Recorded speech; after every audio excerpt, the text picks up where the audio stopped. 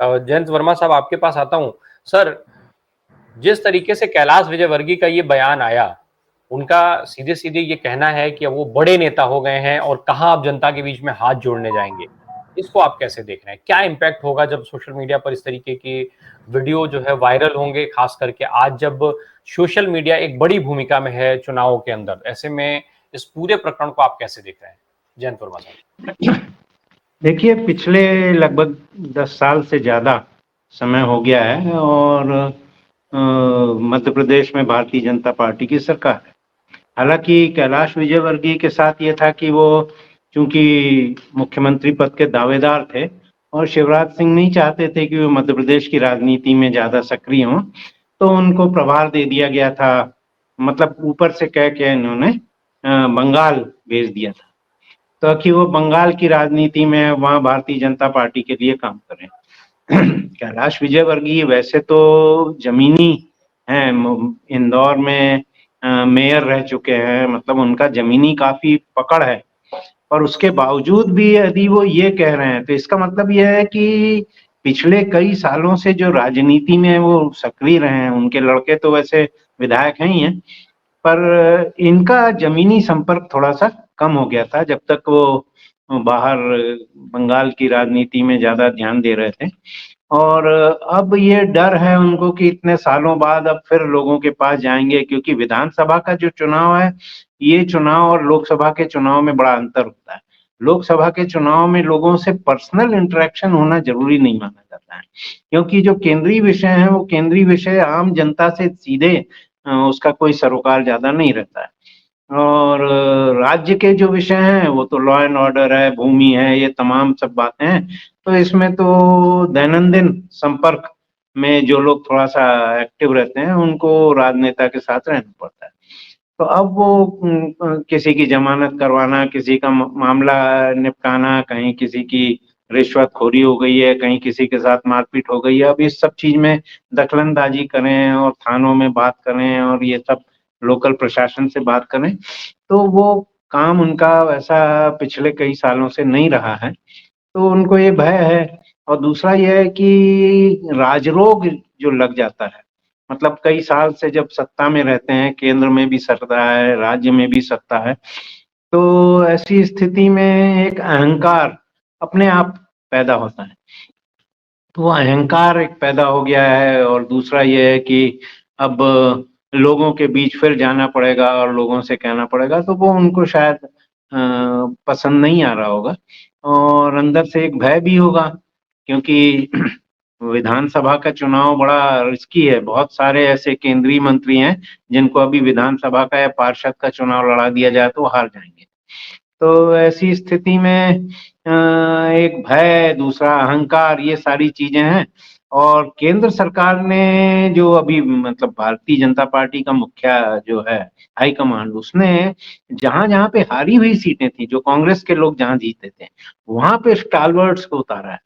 जैसे भाजपा के जो प्रदेश अध्यक्ष थे जबलपुर से, उनको पश्चिम का विधानसभा का टिकट दे दिया राकेश सिंह को। प्रहलाद पटेल को, जो केंद्रीय मंत्री रहे हैं और अभी भी हैं, उनको नरसिंहपुर से दे दिया गया टिकट। तो ये नरेंद्र सिंह तोमर हैं, वो उनको भी दे दिया गया है ग्वालियर में।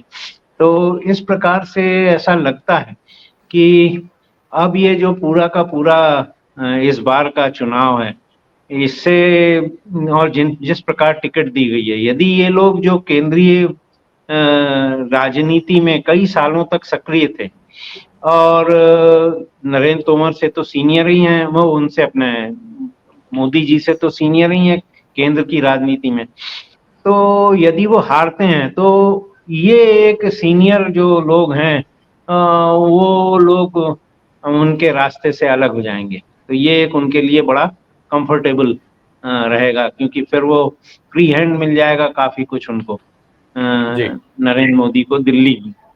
और दूसरा ये है कि यदि वो जीत जाते हैं तो उनका भी यह है कि भाई अब फिर मध्य प्रदेश में यदि सरकार बनती है तो इनका मंत्रिमंडल में आना तय है। और कैलाश विजयवर्गीय तो मंत्री रह चुके हैं मध्य प्रदेश में उमा भारती जी के जमाने में, उमा जी। भारती के खेमे के हैं बेसिकली।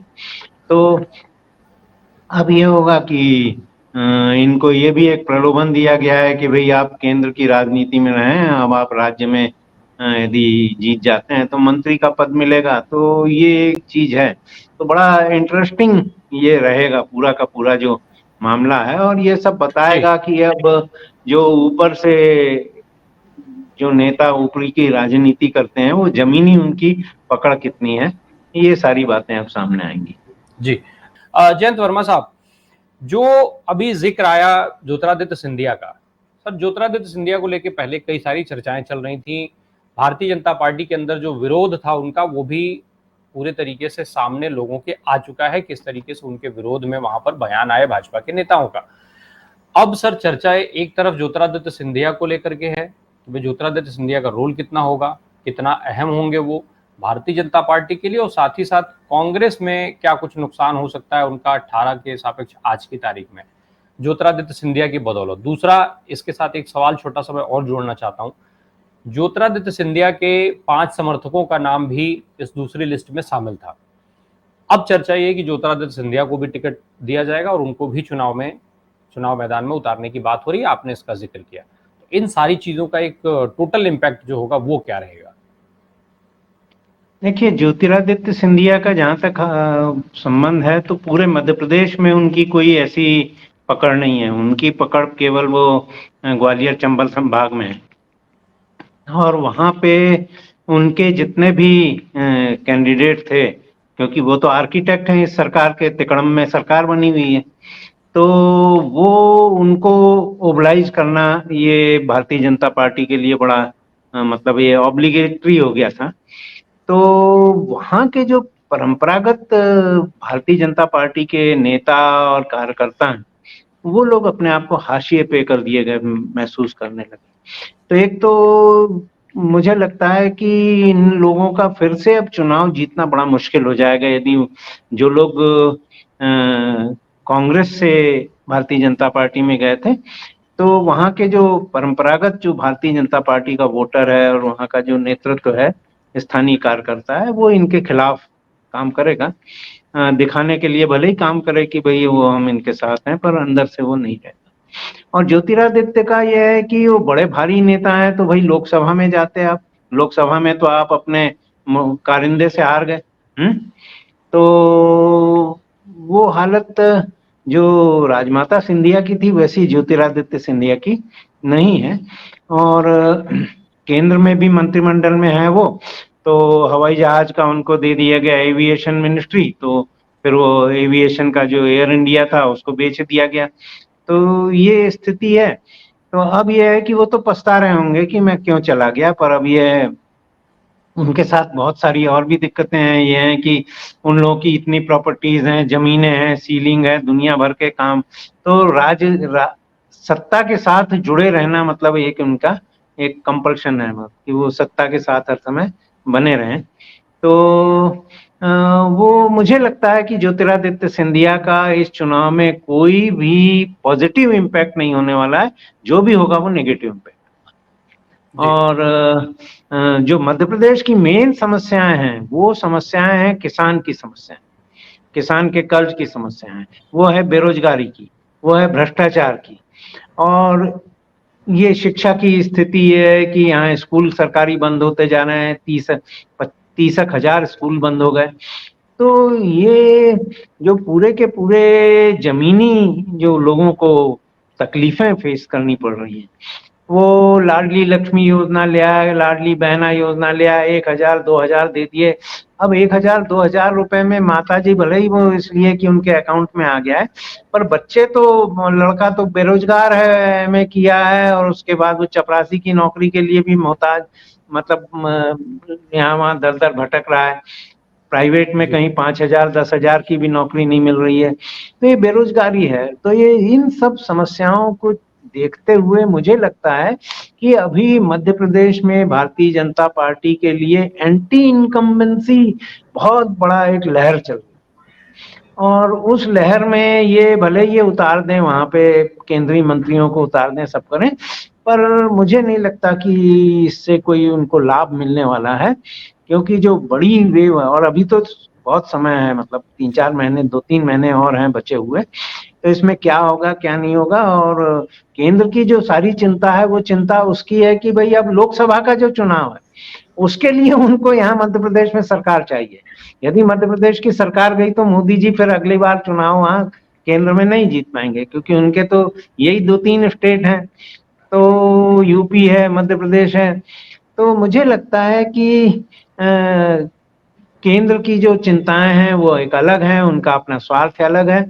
और उनको ये भी है कि शिवराज सिंह, अब इतना भ्रष्टाचार यहाँ पे है कि जो महाकाल का मतलब आप यदि इंतहा कहिए भ्रष्टाचार की, जो महाकाल की भगवान की मूर्तियां थी, जो ऋषि मुनियों की मूर्तियां थी, उसी में भ्रष्टाचार, और उसके बाद सारा उजागर हो गया, हवा में उड़ गए, तो एक आदमी भी उसके खिलाफ कार्रवाई नहीं हुई है। तो ये सारी स्थिति है। तो मुझे लगता है कि प्रधानमंत्री भी, मोदी जी भी इनसे मुक्त होना चाहते हैं, शिवराज सिंह जी से। और उसके लिए अब जो भी चल रहा है, तो मुझे कुल मिला के ये लग रहा है कि ना ज्योतिरादित्य सिंधिया का कोई प्रभाव होगा ना कुछ होगा। किसान की समस्या ज्यों की त्यों बनी हुई है, बेरोजगारी की समस्या ज्यों की त्यों बनी हुई है, भ्रष्टाचार की समस्या ज्यों की त्यों बनी हुई है। तो ऐसी स्थिति में भारतीय जनता पार्टी के लिए एक एंटी इनकम्बेंसी फैक्टर बहुत पावरफुल तरीके से काम करेगा।